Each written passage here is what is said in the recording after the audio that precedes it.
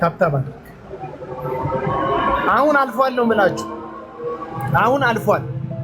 ትናንትና የሰው ገንዘብ ነበር የሚዘርፉት፣ መድኃኒት አስጥለው ሰው ነበር የሚገሉት። አሁን ላይ ግን እነዚህ ሰዎች ሀገር በነገር ላይ ሰሜን ስትጎበኝ ሰሜንን ለመጎብኘት ሰዎች ሲመጡ ኢትዮጵያ ውስጥ ከሆቴል ጀምሮ ኢንቨስት የሚያደርጉት ለሀገራዊ ጉዳይ ነው።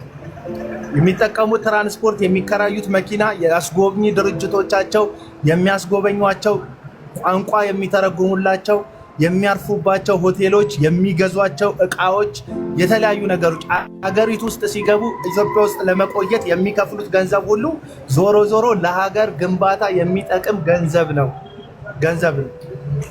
ነገሩን ሁሉ አመናፍሰቅ ሰሜን ላይ ዘንዶ ስላለ ነው ሰሜን የሚጎበኘው የሚል እንድምታ ማይክ ጨብጠ ህዝብን ወደ ማሳት ካመጣህ ግን ምን እያደረከው ነው ያለው? እንትኑ የሚጎበኙትን ሰዎች እንዳይጎበኙ እያደረክ ነው ያለው። ሰው ስለ ሀገሩ ያለው ፍቅር እንዲሟጠጥ ነው እያደረክ ያለው። እና ሰላም ናቸው እንዴ ነው። እና ይሄ ነገር ትክክል አይደለም። ይሄ ነገር ትክክል አይደለም። ከእንደገና ክፈችላቸውና እስቲ ሙሉን ይስሙት።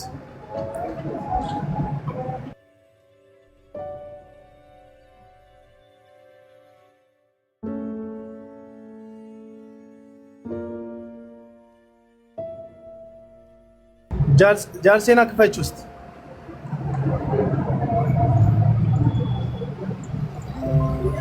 ሄለን የት ሄድሽ? ሄለን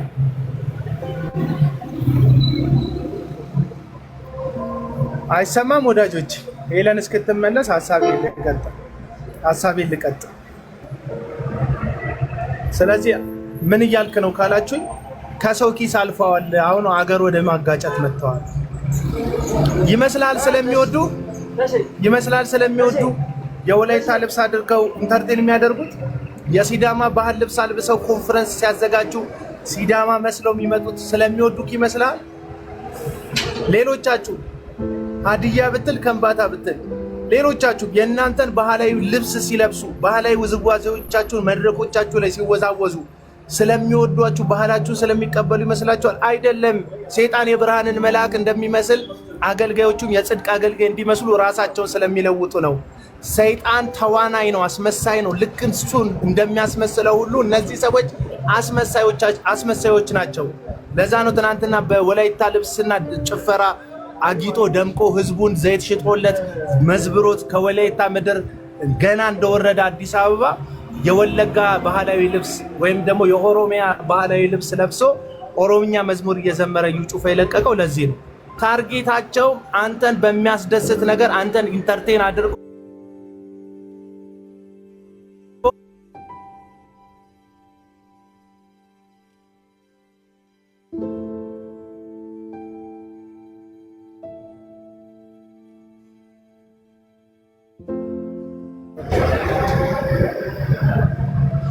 ጌታ ሆይ እንዳቡና እንዳልሆን እርዳኝ ይላል አንድ ወንድም። አንተ እርዳኝ እኮ ማለት ያለብህ እንዳቡና እንደሆን ነው። ለመሰለህ አትሆንማ። አንተ ቪዲዮን ክፈችልኝ እስቲ ቪዲዮን ክፈችልኝ።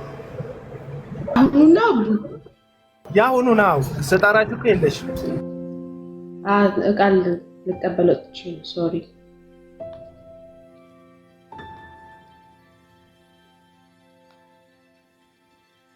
ኦኬ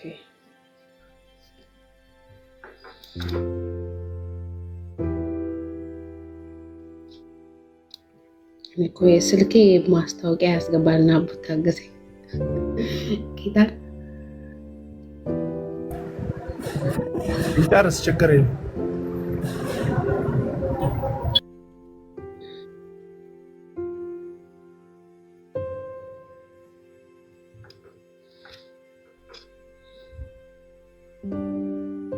ሰሜን አካባቢ የሚሰራ አጋንንታዊ ኃይል የትም ቦታ የለም። ሀገሪቱን ስለሚወዱ ሌላ የሚጎበኝ ቦታ የለም። ቀጥታ መጥተው ፊልም አክተሮች፣ ዘፋኞች ወደ ሰሜን የሚሄዱት ምን የሚጎበኝ ቦታ ጠፋኝ ሀገር ኧረ እየተዋወቅን እኛ አይናችን የተከፈተ ሰዎች ነው። እዛ ቦታ የሚሄዱት ይኸው ቃል ኪዳን ማደሻ ስፍራ ስለሆነ አንዱ ቦታ ስለሆነ የዛ ዘንዶ ሲገለበጥ ነው የኢትዮጵያ በረከት በኃይል የሚወጣው።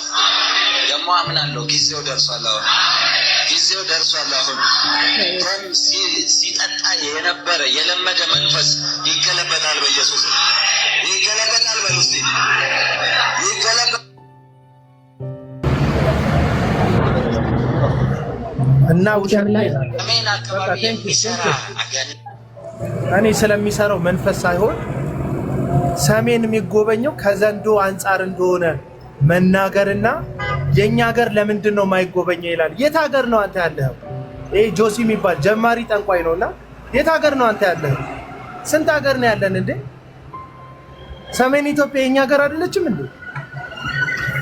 ደቡብ ኢትዮጵያ የኛ ሀገር አይደለ እንዴ? ደቡብ ኢትዮጵያ፣ ምዕራብ፣ ምስራቅ፣ መሀል ሀገር የኛ ሀገር አይደለም? አንድ ሀገር አይደል እንዴ ያለን? የኛ ሀገር የማይጎበኘው ይላል። ኤርትራ ከሆንክ ንገረን። ኤርትራ ናት በሪፈረንደም ራሷን ነፃ አውጥታ ያለች ሀገር።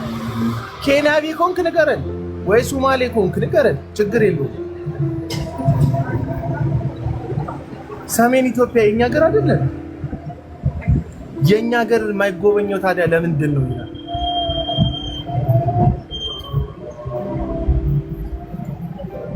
እኔ እኮ ያስቁኛል። ጠንቋይ አይደለም የጌታ አገልጋይ ይላል። የጌታ አገልጋይ እንደዚህ አይደለም ወዳጅ።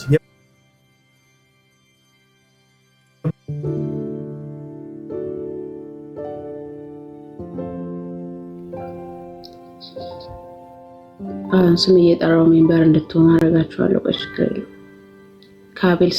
ከአቤል ስም አጠገብ ያለውን ልብ ቅርጹን ተጭናችሁ ሜምበር ሁኑ።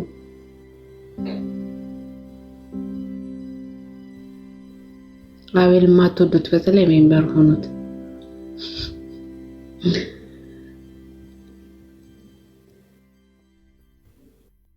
ውስጣቸው ያለው ዘንዶ ነው። በነገራችን ላይ አንዴ ሰሜኑን አንዴ ምዕራብ እያለ ራሱ የሚበዘብዘውን ህዝብ እኮ ነው በነገራችን ላይ የሚረግመው። ራሳችሁ የምትበዘብዙትን የእናንተ ጥንቆላ አዳራሽ ውስጥ ሆነ እንጂ ራሳችሁ የምትበዘብዙትን ህዝብ ነው እየሰደባችሁ ያላችሁት። ማይክ ስትይዙ ምን አጭሳችሁ እንደምትይዙ መድጌ ይወቀው እና ታብታብ ያደረጋችሁ እስቲ ጋይስ ሀሽነት ገባው። ይሄ ህዝብ ፈረደበት። በዚህ ትበዘብዙታላችሁ፣ በዚህ ትሰድቡታላችሁ። አንቺ ደግሞ ማነሽ? እኔ ሄለን እባላለሁ፣ ጃልሴና እባላለሁ። የታሪክ ባለቤት የሆንኩ ሰው ትላለህ። ታብታብ እያደረጋችሁ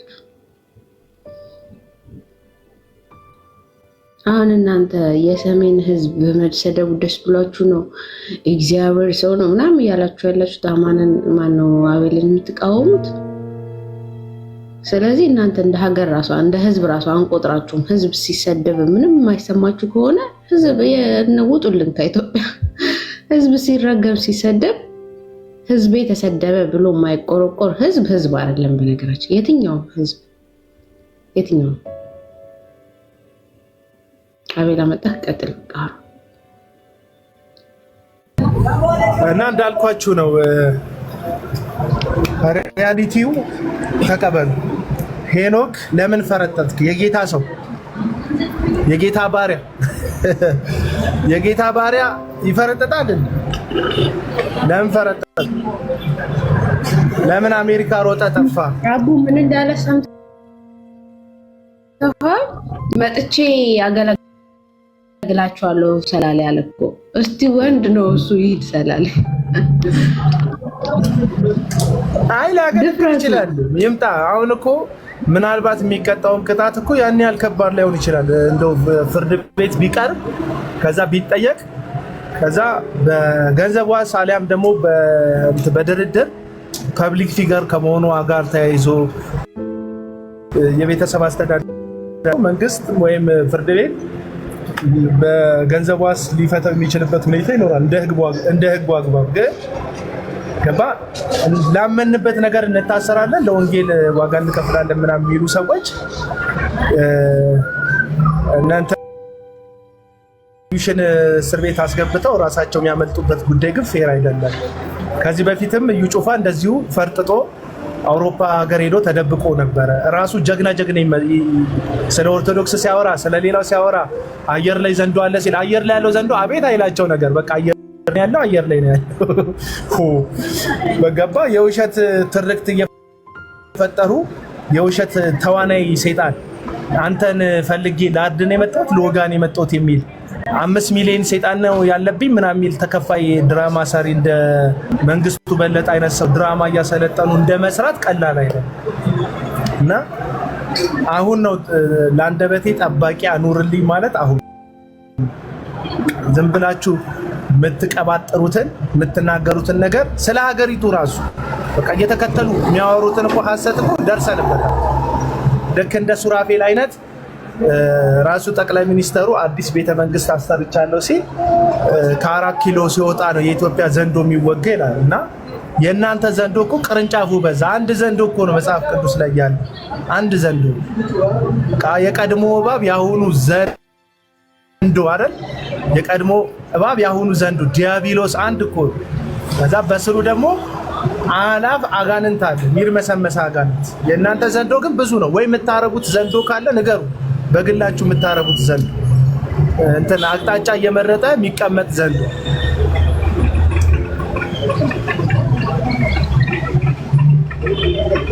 እና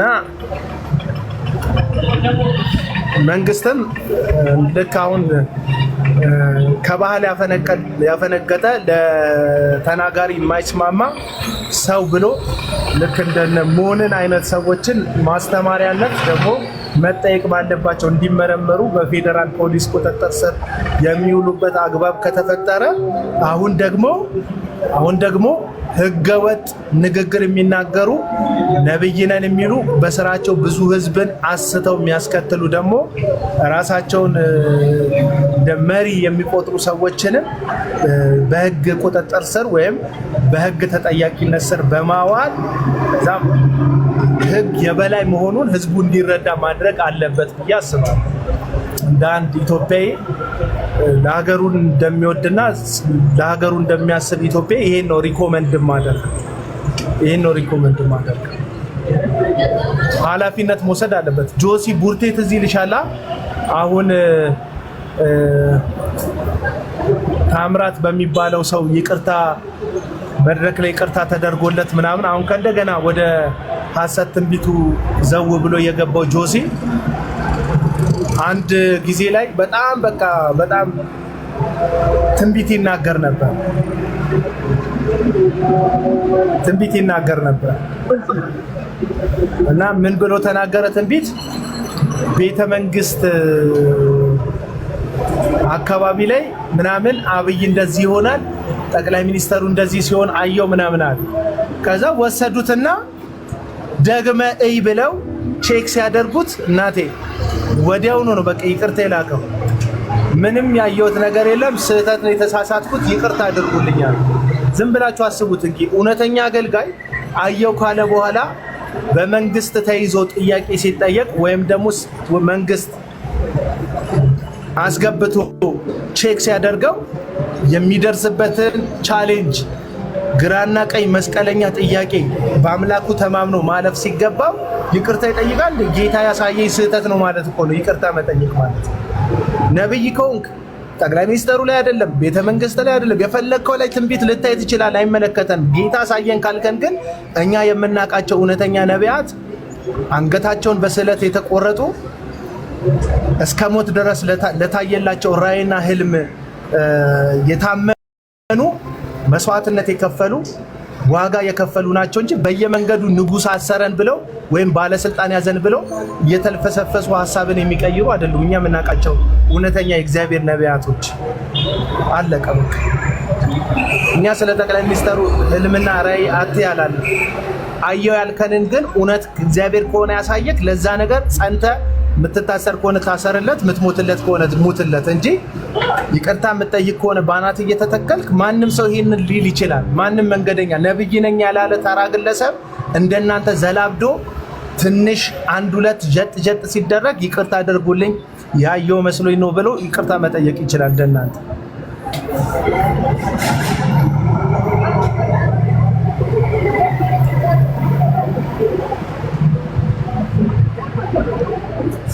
ታምራት ታረቀኝን ፎቶ አድርገ እኔ ሰው መሆን የገባኝ መንፈስ የሆንኩ እንደሆንኩ የገባኝ ቀን ነው ያለ ሐሰተኛ አገልጋይ ስልክ ገብቶብኝ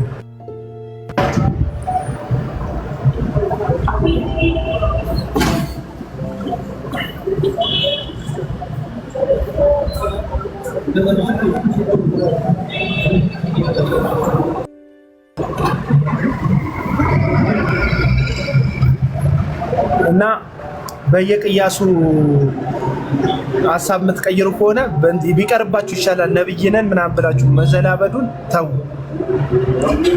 ሚውት አደረኩት እኮ ጀርሚ ሚውት አደረኩት። ለቡ ነኝ ያለሁት ማቲ ለቡ ነኝ ያለሁት።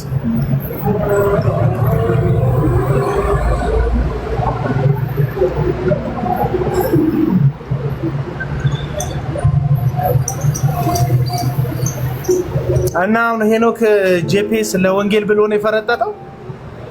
ሰላሌ የጠንቋይ ሀገር ብሎ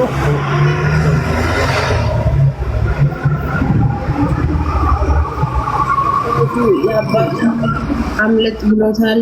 አምልጧል። ርቦኛል ለሚለው መልስ ስጥ ይለኛል። የራበል እኔ ከራበኝና መበላበት ከሌለ ስልኬን ይሸጠዋል። አፍተሮል አንድ አካውንት ያለው ሰው እያለ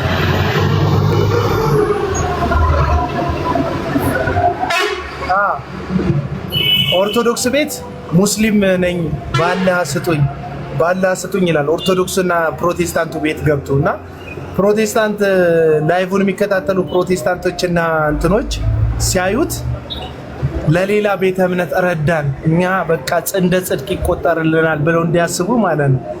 ይሄው የቤት ኪራይ ልባረር ነገ ቃዬ ሊወጣ ጫፍ ላይ ደርሷል 3000 ብር ይጎለኛል ይላልና በዛ ውስጥ ሁለት ልቡ የተነካ ሰው ቢያገኝ ደጋግሞ ኮመንቱ ሲጽፍ 6000 ብር ያገኛል ማለት ነው።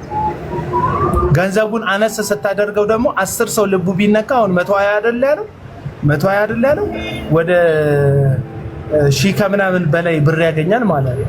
ቀላል እንትን ሐሳብ ከዛ ይመጣል ሙስሊሙ ቤት በማርያም ልጄ የጡጦ አታ ነው በማርያም 500 ብር ስጡኝ ወተት መግዣ ጥቼ ነው ምናምን። ሰው ሴንሲቲቭ ነገሩ ያውቃል። ልጄ ስትል ቤት ኪራይ ስትል ርቦኛል ስትል እኚኝ ስልክ ኖሮ እንዴት ይርባል?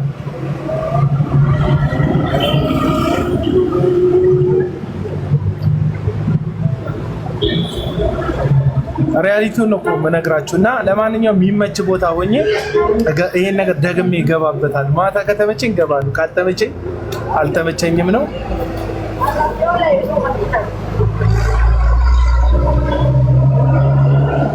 ወርቅም ሽጠናል። ትክክል። ይመቻችሁ።